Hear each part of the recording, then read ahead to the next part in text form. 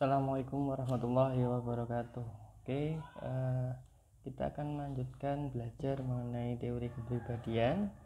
Pada kesempatan di video kali ini kita akan belajar mengenai teori kepribadian, yaitu teori holistik dinamis. Tokohnya yaitu Abraham Maslow. Nah, seperti itu.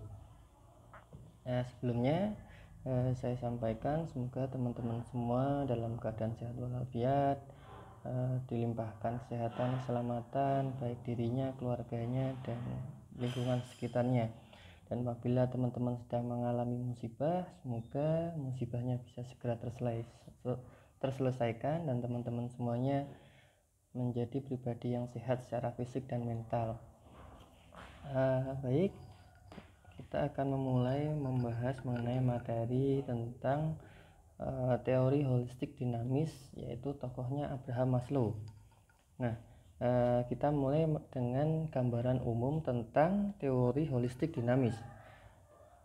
Nah, pada dasarnya teori ini merupakan teori yang muncul dengan kedahsyatan pemikirannya. Jadi bisa dikatakan teori ini merupakan teori yang menganggap bahwa keseluruhan dari seseorang terus-menerus termotivasi oleh satu atau kelebihan atau lebih kebutuhan, dan bahwa orang mempunyai potensi untuk tumbuh menuju kesehatan psikologis, yaitu aktualisasi diri. Nah, ini makanya teori Abraham Maslow ini dikatakan sebagai teori holistik dinamis, yaitu tadi karena menganggap bahwa keseluruhan dari seseorang terus-menerus berkembang, termotivasi oleh satu atau lebih kebutuhan, dan bahwa orang mempunyai potensi untuk tumbuh menuju kesehatan psikologis, yaitu aktualisasi diri. Nah, tentu nanti individu agar bisa mencapai aktualisasi diri itu perlu mendaki atau tahap per tahap prosesnya, dari mulai kebutuhan makan minum, kasih sayang, penghargaan diri, keamanan. Nah, itu nanti yang akan kita bahas lebih lanjut di poin materi selanjutnya. Seperti itu. Oke, kita akan sekilas membahas tentang biografi Abraham Maslow. Tidak akan banyak. Nah, di sini Abraham Maslow atau Abraham Harold Maslow lahir di Manhattan, New York, yaitu 1 April 1908. Nah, di sini dijelaskan Maslow adalah anak tertua dari 7 bersaudara, yaitu pasangan Samuel Maslow dan Rosie Scholke Maslow. Seperti itu. Nah, Maslow sendiri tumbuh dan berkembang dipenuhi dengan perasaan malu, rendah diri, dan memiliki depresi yang kuat. Nah, teman-teman bisa membahas atau membaca lebih banyak mengenai biografi Abraham Maslow di bukunya Face and Face atau di e-book yang telah tersedia di e-learning, seperti itu. Oke, saya akan lanjutkan.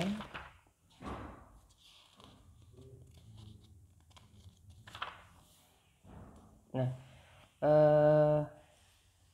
pandangan Maslow tentang motivasi. Jadi kita akan belajar mengenai teori kepribadian. Nah, teori kepribadian dari tokoh ini atau Abraham Maslow itu dikatakan dia akan bisa mencapai kepribadian yang holistik dinamis tadi ketika dia bisa memunculkan aktualisasi dirinya. Nah, nanti kita akan bahas satu persatu kebutuhan hierarki agar seseorang bisa mencapai aktualisasi dirinya, seperti itu.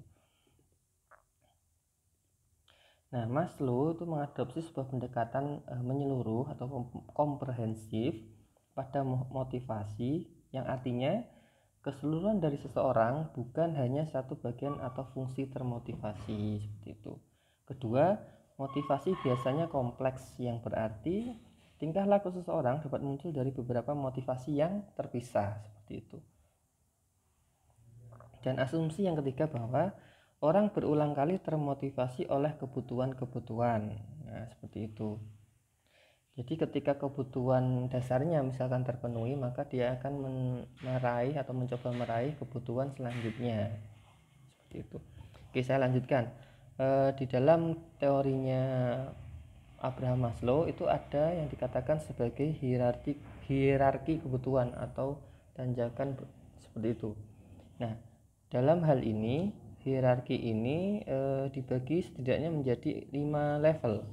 Jadi dari level dasar sampai level tertinggi yaitu aktualisasi diri. Nah, level yang pertama yaitu kebutuhan akan fisiologis atau makan dan minum dari individu itu sendiri. Kemudian yang kedua yaitu kebutuhan akan rasa aman. Kemudian yang ketiga kebutuhan akan rasa cinta dan keberadaannya atau self love and belonging. Kemudian yang keempat yaitu penghargaan diri atau self esteem. Baru yang kelima yaitu aktualisasi diri atau self actualization. Nah, kita akan bahas satu persatu mulai dari kebutuhan fisiologis. Pada dasarnya setiap individu itu pasti mau tidak mau harus memenuhi kebutuhan dasar ini. Jadi kebutuhan dasar yang pertama yaitu kebutuhan fisiologis yang memuat atau berisi tentang kebutuhan bagaimana individu bisa memenuhi makan dan minumnya atau kecukupan fisiknya, juga termasuk air, oksigen, dan seterusnya. Nah, di sini pada dasarnya orang kan secara terus-menerus akan terasa lapar, dan oleh karena itu dia akan termotivasi untuk memenuhi kebutuhannya. Ada yang bekerja, ada yang dan lain sebagainya seperti itu. Bekerja menjadi petani, bekerja menjadi apa dan lain sebagainya. Nah, perlu dipahami juga jika kita melihat klaster atau strata ekonomi, maka akan berbeda ketika kita menemui seseorang dengan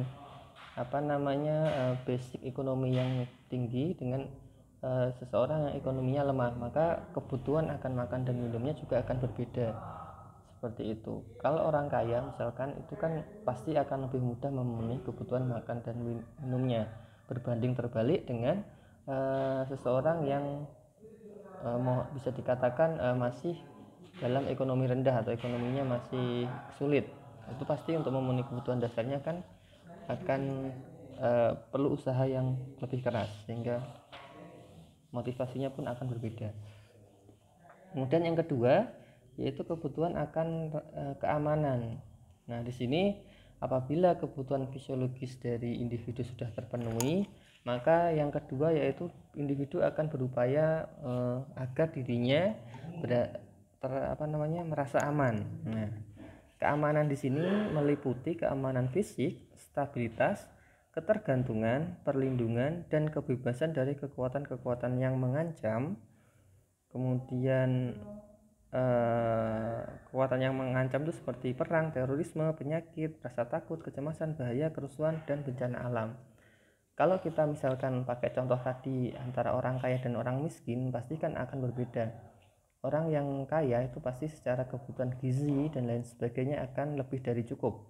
Berbeda dengan orang yang mohon maaf dalam kategori ekonominya masih sulit. Pasti secara pemenuhan kebutuhan fisiologisnya akan tidak sama dengan seseorang yang kaya, sehingga ketika dia akan lanjut ke fase selanjutnya yaitu fase kebutuhan rasa aman, terutama dalam keamanan fisik, itu juga akan berbeda karena tadi gizi yang didapatkan dari seseorang yang kaya dan seseorang yang mohon maaf miskin itu pasti akan berbeda.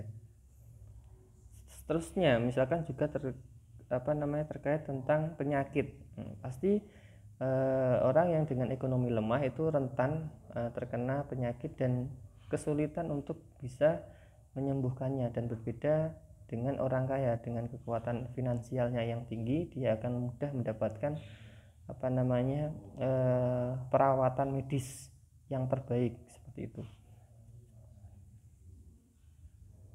Juga termasuk ketergantungan. Kalau mohon maaf bisa dikatakan orang miskin gitu juga akan bisa jadi ada ketergantungan dari seseorang. Berbeda dengan orang kaya, dia bisa mandiri, dia bisa memberikan dan membeli atau memenuhi kebutuhan yang dirasa dirinya diperlukan. Nah, seperti itu.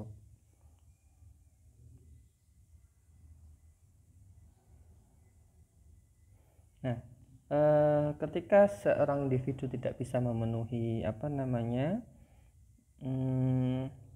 kebutuhan akan rasa aman, maka di sini individu akan mengalami yang dikatakan basic anxiety atau kecemasan dasar, yang ini dijelaskan oleh Abraham Maslow seperti itu. Oke, yang ketiga, hierarki kebutuhan yang ketiga yaitu kebutuhan akan rasa cinta dan keberadaan. Nah, di sini ketika seseorang bisa memenuhi kebutuhan rasa aman, mereka akan lebih termotivasi untuk bisa memenuhi kebutuhan rasa cinta dan keberadaan seperti itu. Seperti apa? Meliputi pasangan hidup, kemudian anak, kebutuhan untuk menjadi bagian dari sebuah keluarga, perkumpulan, lingkungan masyarakat atau negara. Jadi pada dasarnya ketika seseorang kebutuhan fisiologisnya sudah terpenuhi, kemudian kebutuhan rasa amannya sudah terpenuhi, maka yang ketiga yaitu kebutuhan akan rasa cinta. Jadi setelah dirinya sudah terpenuhi, maka dia berupaya untuk memenuhi kebutuhan lainnya, yaitu berhubungan dengan orang lain atau mendapatkan cinta dari orang lain seperti itu. Oke, yang selanjutnya itu kebutuhan akan penghargaan. Nah, di sini setelah individu itu bisa memenuhi kebutuhan rasa cinta dan keberadaan, maka individu akan berupaya memperoleh kebutuhan akan penghargaan. Nah, di sini kebutuhan esteem ya. Berupa apa? Berupa penghormatan diri, kepercayaan diri, kemampuan, pengetahuan yang dihargai tinggi oleh orang lain. Jadi apapun yang kalian lakukan, baik kemampuan dan keterampilan itu diupayakan mendapatkan reward berupa penghargaan dari orang lain. Jadi atas apa yang kalian lakukan itu kalian berupaya mendapatkan penghargaan seperti itu. Dengan kata lain, di sini dengan mendapatkan penghargaan dari orang lain, seseorang akan meningkatkan rasa kepercayaan dirinya, penghargaan dirinya juga akan meningkat. Nah,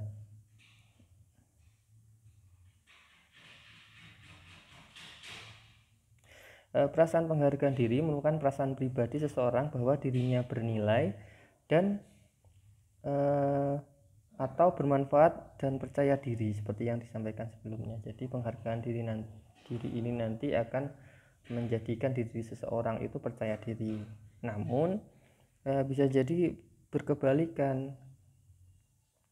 Bisa jadi penghargaan, bisa jadi dia hanya menuntut reputasi. Nah, kalau reputasi ini representasi dari persepsi yang mungkin kecenderungan lebih negatif seperti gengsi, kemudian pengakuan atau ketenaran yang dimiliki seseorang dilihat dari sudut pandang orang lain seperti itu. Jadi bisa jadi penghargaan diri ini bisa dikatakan sebagai sebuah cara bahkan individu lebih percaya diri dengan kemampuan dan keterampilannya, tapi di sisi lain ini juga bisa jadi mempersepsikan seseorang itu mencari reputasi dirinya, yaitu bisa gengsinya, pengakuan dari orang lain atau ketenaran itu sendiri.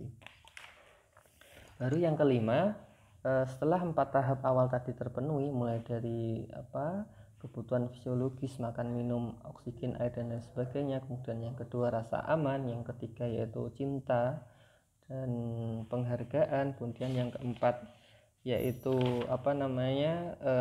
self esteem itu, kemudian yang terakhir yaitu kebutuhan akan aktualisasi diri seperti itu.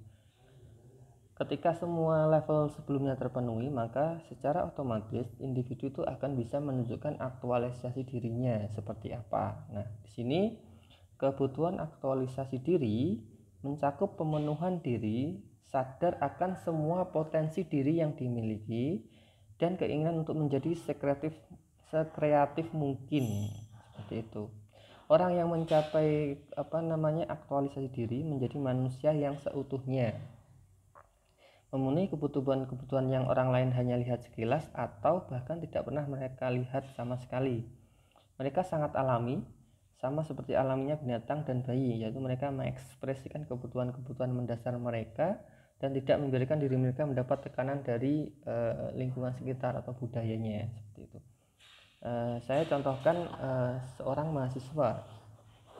Kapan mahasiswa itu bisa menunjukkan aktualisasi dirinya? Misalkan pertama, ketika dia harus memenuhi kebutuhan fisiologisnya.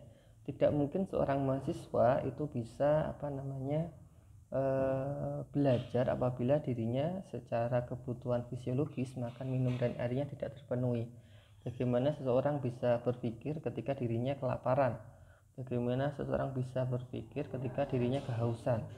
Bagaimana seseorang belajar ketika dia harus kesulitan untuk bernafas atau sakit? Nah, seperti itu. Nah, ketika kebutuhan fisiologis dari mahasiswa ini sudah terpenuhi, maka yang selanjutnya adalah kebutuhan akan rasa aman.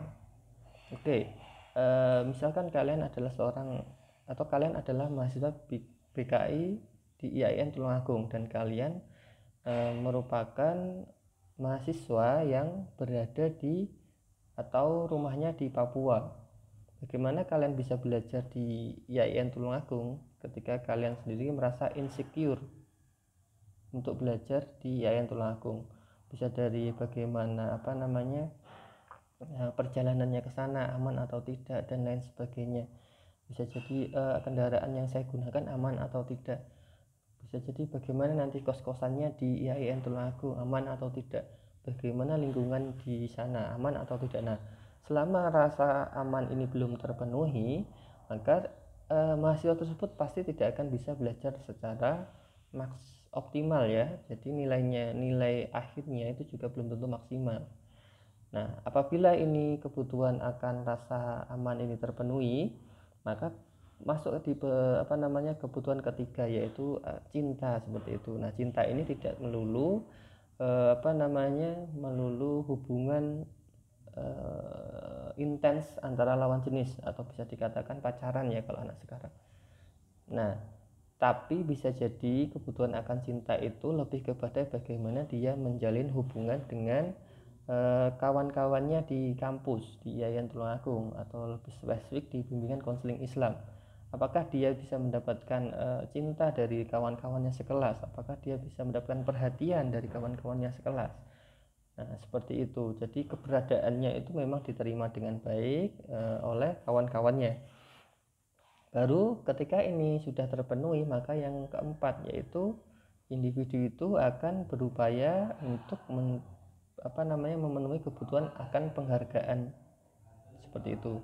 Penghargaan ini berupa apa ya? Berarti misalkan pujian dari dosennya, misalkan nilai akademik yang memuaskan dari dosennya. Dan ini tentu bagaimana memenuhi kebutuhan ini berarti kan dia akan belajar, termotivasi untuk belajar secara terus-menerus membaca, terus kemudian membuat artikel, kemudian berdiskusi dengan kawan-kawannya di kelas, aktif dalam belajar perkuliahan. Nah, itu bentuk bagaimana seseorang atau mahasiswa itu berupaya untuk mencapai kebutuhan akan penghargaan. Baru yang terakhir, ketika 4 hierarki sebelumnya sudah terpenuhi, individu atau mahasiswa tersebut bisa mencapai kebutuhan akan aktualisasi dirinya. Nah, yang sebelumnya pun mahasiswa bisa berupaya tidak hanya di akademik, di non akademik pun juga bisa aktif di organisasi dan lain sebagainya. Nah, baru nanti yang kelima tentang aktualisasi diri itu akan terpenuhi. Nah, dari apa? Maka dia bisa menjadi seorang mahasiswa yang berprestasi, baik itu akademik ataupun non akademik, karena memang setiap individu itu unik dan berbeda. Jadi tidak bisa kita memaksakan diri kita berprestasi pada bidang yang menurut kalian atau menurut kita sendiri itu tidak sesuai, seperti itu. Nah, tentu contohnya kalau dalam hal akademik, seorang mahasiswa bisa dikatakan mengaktualisasikan dirinya, dia misalkan mendapatkan IPK 3,8, jadi dia mendapatkan istilah dengan pujian atas IPK yang diraihnya, seperti itu pada semester 1 atau 3 misalkan. Nah, itu bentuk bahwa individu atau mahasiswa tersebut bisa mengaktualisasikan dirinya di bidang atau di saat mereka belajar atau studi di bimbingan konseling Islam IAIN Tulungagung, seperti itu. Nah, bagaimana dengan kalian? Apakah kalian sudah bisa memenuhi kriteria teori Abraham Maslow agar kalian bisa mengaktualisasikan dirinya? Nah, itu siapa yang lebih tahu adalah diri kalian sendiri. Apakah dari tahap per tahap itu kalian sudah bisa memenuhinya, dari rasa kebutuhan fisiologis, kebutuhan rasa aman, kebutuhan rasa cinta dan keberadaan, dan kebutuhan akan penghargaan. Kemudian yang terakhir, kebutuhan atau aktualisasi diri itu sendiri, seperti itu. Oke, saya lanjutkan. Dalam teorinya Maslow itu ada dikatakan kebutuhan estetika. Nah, kebutuhan ini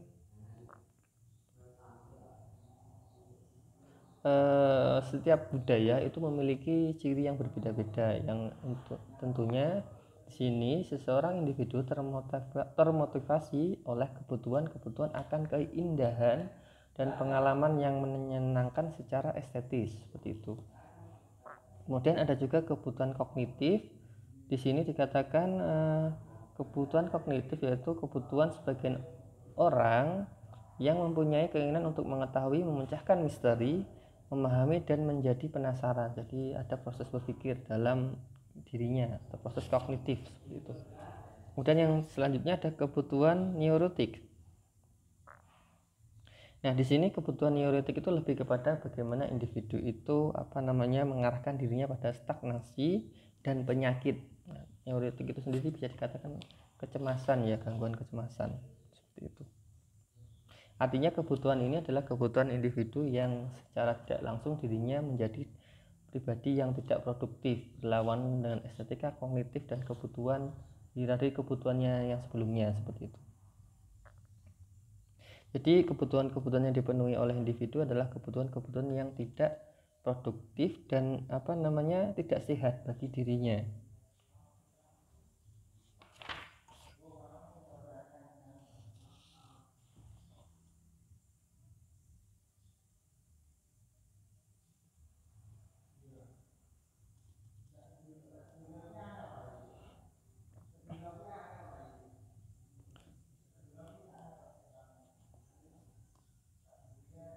Oke, selanjutnya yaitu mengenai tingkah laku yang tidak dimotivasi. Nah, di sini dikatakan Maslow, meskipun bahwa semua tingkah laku memiliki penyebab, tetapi beberapa tingkah laku tidak dimotivasi. Artinya, tidak semua faktor merupakan penyebab.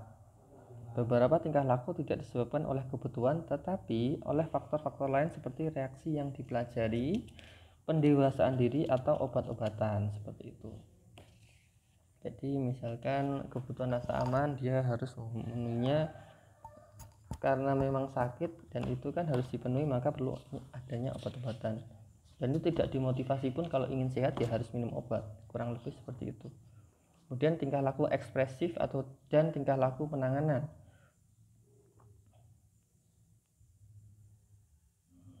Tingkah laku ekspresif atau expressive behavior seringkali tidak berkelanjutan dan tidak mempunyai tujuan setelah tingkah laku tersebut terlaksana. Jadi apa yang dilakukan itu spontanitas, tidak berkelanjutan.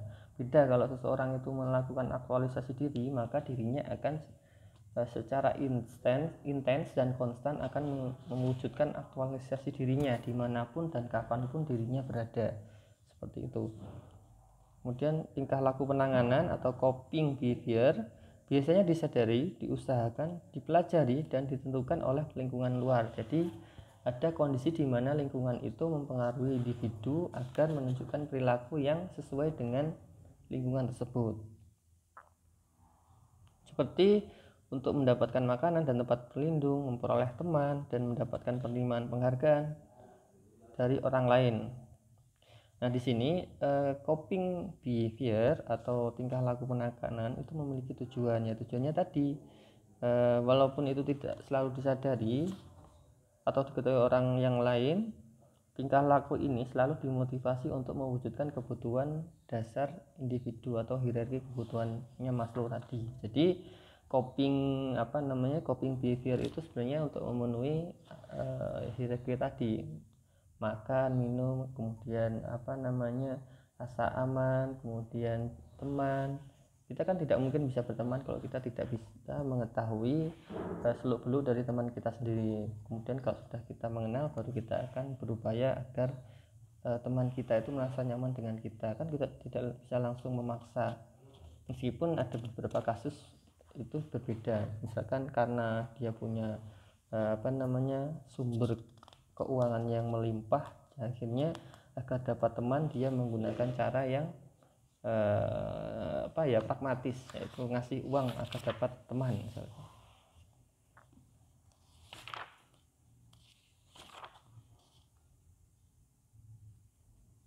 Nah, selanjutnya di sini ada 15 karakteristik ciri-ciri dari seseorang yang telah mengaktualisasikan dirinya. Yang pertama yaitu persepsi yang lebih efisien akan kenyataan. Jadi dia memiliki persepsi yang lebih tepat, efisien akan kenyataan. Seperti itu. Yang kedua ada penerimaan akan diri, orang lain, dan hal-hal ilmiah. Jadi dia bisa menerima dirinya sendiri, kemudian orang lain, dan hal-hal ilmiah.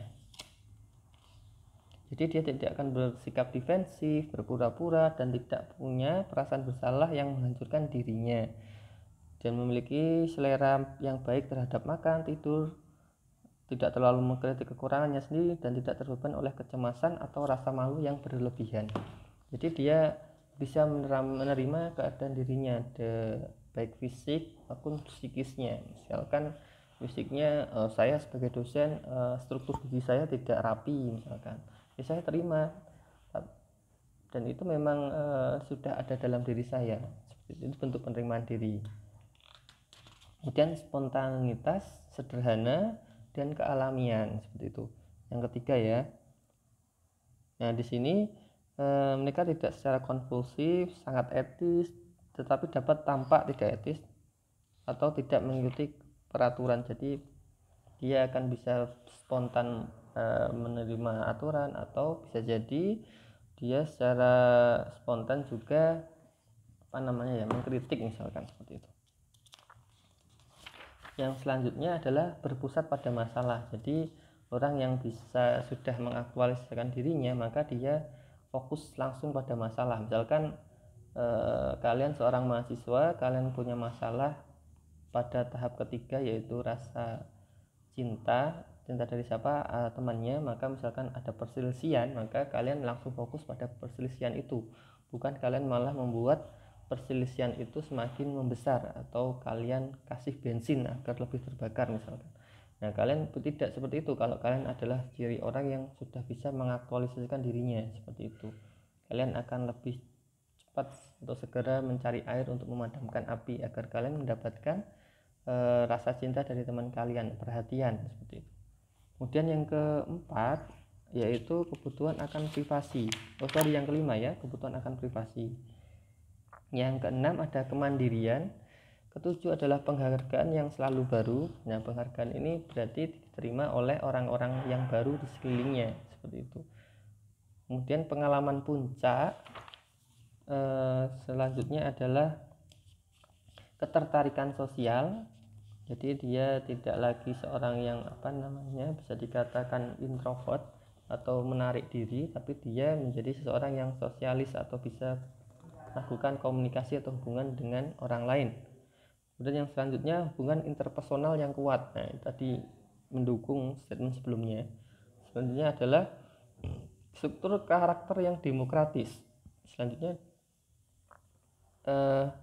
ada diskriminasi antara cara dan tujuan. Nah ini dijelaskan sebagai individu yang telah mengaktualisasikan diri, mengetahui dengan jelas antara perbuatan yang benar dan salah, dan mengalami hanya sedikit konflik yang berkaitan dengan nilai-nilai dasar mereka. Jadi dia tahu mana hal yang salah dan benar, sehingga cara dan tujuannya untuk mencapai itu maka juga akan dipilah apakah cara ini benar salah, dan tujuannya itu memang sesuai dengan kebutuhan yang harus dipenuhi oleh individu tersebut. Kemudian yang selanjutnya memiliki rasa humor yang filosofis. Jadi humor mereka itu tidak cenderung menyerang orang lain. Jadi ada misalnya konten-konten yang bisa dikatakan mendidik, seperti itu.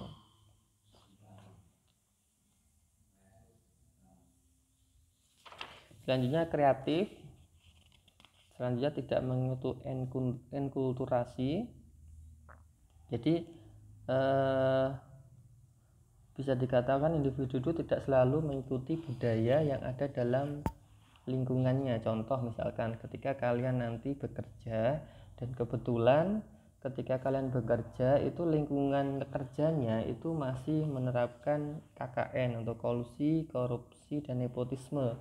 Artinya di sini ketika kalian bisa menunjukkan aktualisasi diri, kalian tidak akan mudah terpengaruh budaya KKN yang ada di dalam lingkungan itu. Jadi kalian tidak akan ikut-ikutan mempraktikkan budaya KKN itu. Nah, seperti itu. Kemudian yang selanjutnya ada yang terakhir, cinta, seks, dan aktualisasi diri. Nah, di sini dikatakan tentu seseorang bisa mencapai ini ketika dia bisa mendapatkan rasa cinta dan keberadaan ya. Nah, di situ dikatakan bahwa orang-orang yang telah mengaktualisasikan dirinya dapat memberi dan menerima cinta dan tidak lagi termotivasi oleh cinta akibat kekurangan. Jadi dia bisa menerima cinta itu seutuhnya, jadi tidak hanya mencintai dari fisiknya yang cantik, tapi juga bisa menerima keadaan ekonominya yang lemah. Itu yang dikatakan cinta yang bisa menerima cinta apa adanya dan tidak termotivasi oleh kekurangan yang ada, seperti itu. Jadi misalkan kalian ingin memiliki pasangan hidup, kalian menentukan pasangan hidup kalian adalah ABCDE yang sempurna dan kalian menuntut orang itu harus terpenuhi akan kriteria yang kalian sebutkan tadi, seperti itu. Nah, itu tadi materi yang bisa saya sampaikan mengenai teori kepribadiannya Abraham Harold Maslow. Teman-teman juga bisa mempelajari lebih lanjut di bukunya Face and Face, termasuk juga di e-book yang telah saya share atau di artikel-artikel jurnal yang membahas mengenai teori holistik dinamis atau teori hierarki kebutuhannya Abraham Harold Maslow, seperti itu. Itu saja yang bisa saya sampaikan. Saya ucapkan terima kasih. Semoga video ini dan ilmu ini bermanfaat bagi pendengar. Itu saja yang bisa saya sampaikan. Akhir kata dari saya, wabillahi taufiq wal hidayah. Wassalamualaikum warahmatullahi wabarakatuh.